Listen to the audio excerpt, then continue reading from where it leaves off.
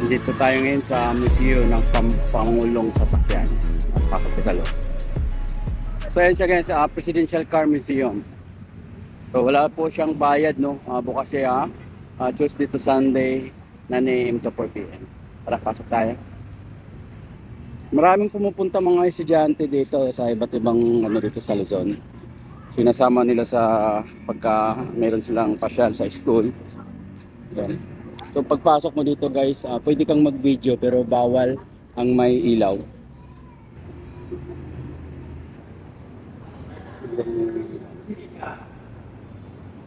Silver car museum, souvenir frame. So ito yung mga motorcade ng Pangulong sasakyan.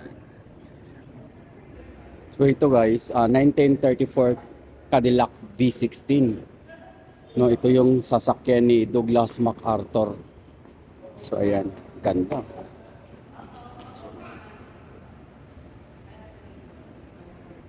So ito naman yung kay Manuel L. Quezon, 1937 Chrysler Airflow Custom Imperial CW.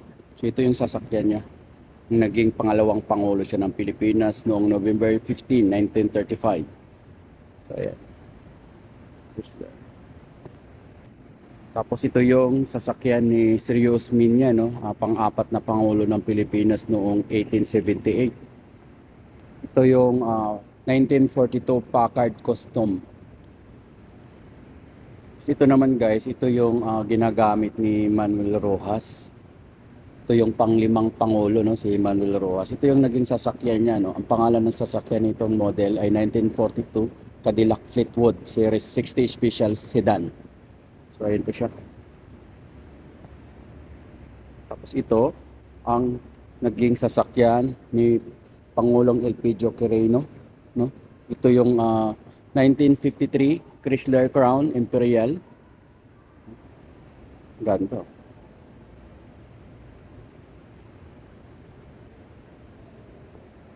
Ito naman yung naging sasakyan ni Ramon Magsaysay.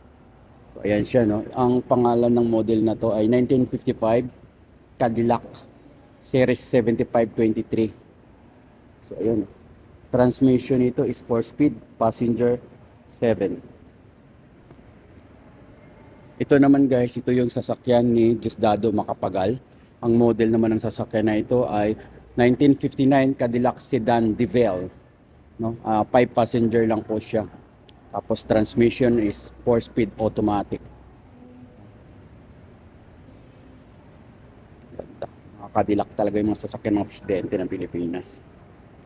So ito naman guys, ito yung sasakyan ni Ferdinand A. Marcos Sr. Ang model naman ito is 1980 Lincoln Continental Mark 6. 4-speed automatic. Tapos hanggang 8 passenger siya. Sobrang ganda.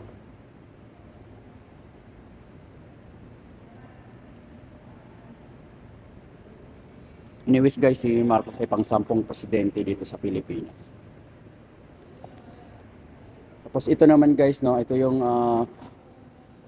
sinakyan ni Corazon C. Aquino, Ito yung presidente natin na babae.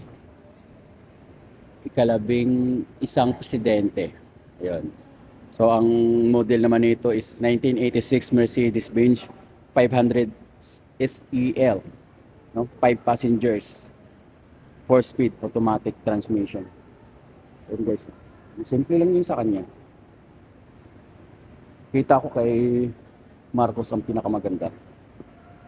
Ito naman guys, ito naman yung sinakyan ni Fidel V. Ramos, pang-12 pangulo ng Pilipinas. Ang model naman nito is 1986 Mercedes-Benz 500 SEL Guard. Kagaya lang ito ni Corazon Aquino, presidente din natin na babae. 5 passengers, 4-speed automatic.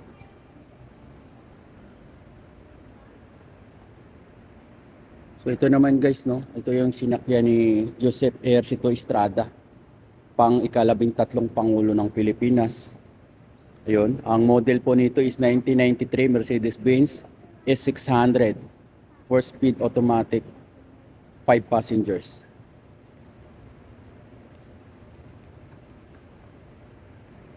Guys, ito naman yung sinakyan ni Gloria Macapagal Arroyo.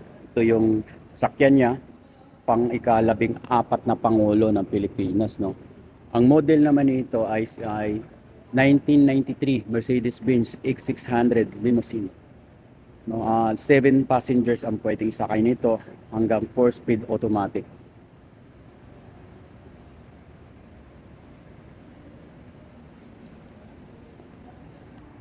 Guys, sobrang ganda nito. Ito yung sasakyan naman ito ni Imelda Marcos, no?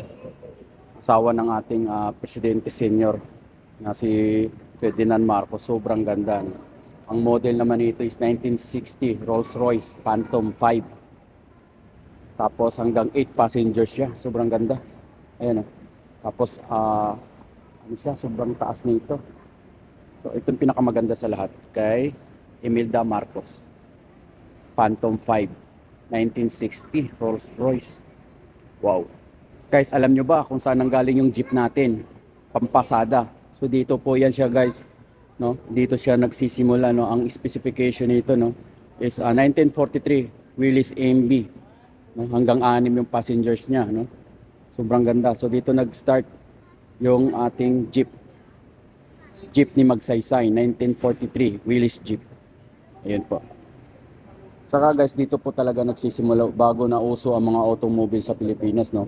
Ito yung karaniwang ginagamit paglalakbay, ang kalesa. Ang tawag nito kalesa. Particular ang kalesang ito ay ginagamit noong unang bahagi ng ika-20 taon ni Leon Apacible, no. Ang tawag nito, the carriage technical specification, hanggang 3 passenger siya. So ito po talaga, karwaheng Apacible. So ito po, dito po nag-start ang lahat. No? Ano yan eh, ang tawag dito ay may tao dyan sa unahan. Yan, binubuhat lang yan o di kaya may kabayo. Guys, at ito naman ang naging sasakyan ng pinakaunang Pangulo natin, si Emilio Aguinaldo. So ito yung pinakaunang sasakyan ng ating Pangulo. Ang model ng sasakyang ito ay 1924 Packard Single 623 series. 3-speed manual lang po yan, guys, pero hanggang 7 ang passenger nito. Sobrang ganda din, guys. So ito yung pinaka unang sasakyan at naging una ding sasakyan ng ating Pangulong si Emilio Aguinaldo. So ayan po, guys, no. Sana nag-enjoy po kayo sa aking video, no, na pinapakita. Ito yung mga sasakyan ng ating Pangulo ng Pilipinas. Okay guys, mag-iingat pong lahat. Drive safe po.